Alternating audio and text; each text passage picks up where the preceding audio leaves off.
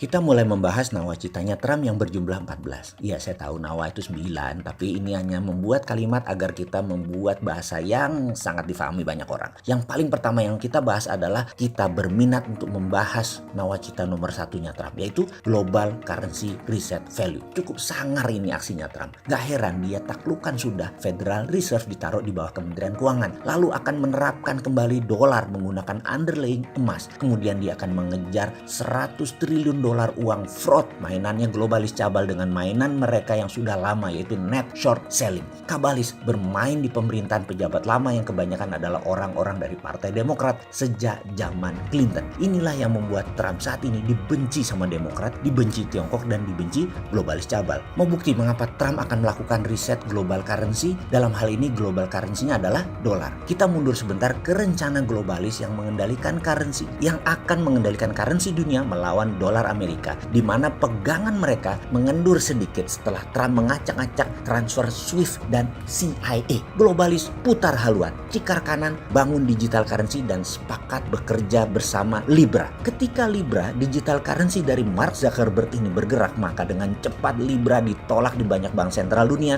atas masukan timnya Trump. Maka sekutu Amerika kompak menolak Libra di tahun 2018. Zuckerberg kemudian menarik lagi rencana tersebut. Lalu apa yang dilakukan Zuckerberg? Dia membuat infrastruktur keuangan bernama Facebook Pay dan IG Pay yang beredar di pertengahan tahun 2020 ini di Amerika Latin. Ada yang terpikir nggak apa maunya Mark Zuckerberg ini? Baik, kita simpan dulu pertanyaannya. Informasi kedua untuk kita analisa. Sesekali kita jadi Sherlock Holmes, jadi detektif ya. Oke, pada 20 Mei 2020 sebuah infrastruktur keuangan biasa sesuai dengan aturan regulator diluncurkan bernama Dinaran, yaitu sistem pembayaran dan transaksi biasa, produk perbankan di bawah regulasi Bank Indonesia dengan memiliki GPN, kartu ATM yang berlaku di seluruh Indonesia. Dinaran adalah payout system. Satu level lebih lengkap dari OVO dan GoPay karena ada fasilitas ATM tunai dan edisi untuk transfer antar bank. Pertanyaannya kembali ke cerita awal. Mau kemana Mark Zuckerberg dengan 2,5 miliar pengguna Facebook, IG, dan WA-nya tadi? Sebagai catatan, dia merupakan pemimpin sebuah negara dalam tanda petik terbesar di dunia. Penduduknya lebih banyak dari Tiongkok. Penduduknya lebih banyak dari India. Kita tahu kan, syarat bernegara adalah punya wilayah, punya penduduk, serta punya sistem pemerintahan.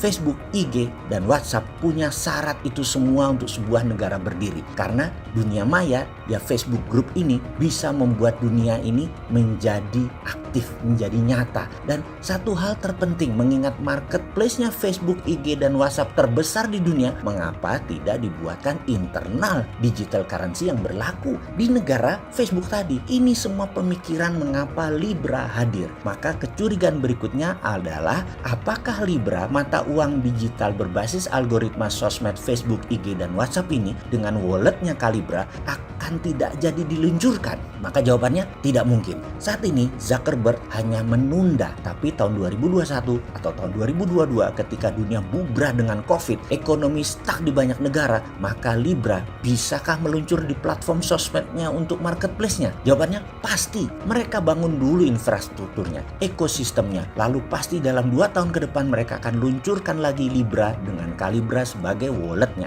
Infrastruktur currency-nya disiapkan dulu, yaitu Facebook Pay dan IG Pay. Inilah tantangan globalis cabal yang menantang hegemoni negara Amerika dan sekutu Amerika. Lalu apa hubungannya dengan Dinaran? Kita juga bermain dong. Dinaran mengikuti aturan pemerintah Indonesia dalam hal ini BI, namun model bisnisnya kita menarget infrastruktur pembayaran baru. Setelah Dinaran emas, maka untuk menangkap 9 juta turis mancanegara di Indonesia, kita akan meluncurkan Dinaran dolar di Januari 2021. Fiturnya insya Allah sudah siap. Rupiah berunderlying dolar. Kita semua tahu tidak semua orang memerlukan rupiahnya dijaminkan emas, namun rupiah dijaminkan dolar juga ada pasarnya. Sehingga dana dolar tadi yang masuk ke Indonesia, di pelanggan Dinaran dolar mereka akan punya kartu ATM, bisa edisi, bisa tarik tunai. Exchange rate-nya stabil, fee-nya 0%. kurs jual belinya kecil spreadnya. Pulang ke negaranya si turis, dolarnya masih bisa dipakai.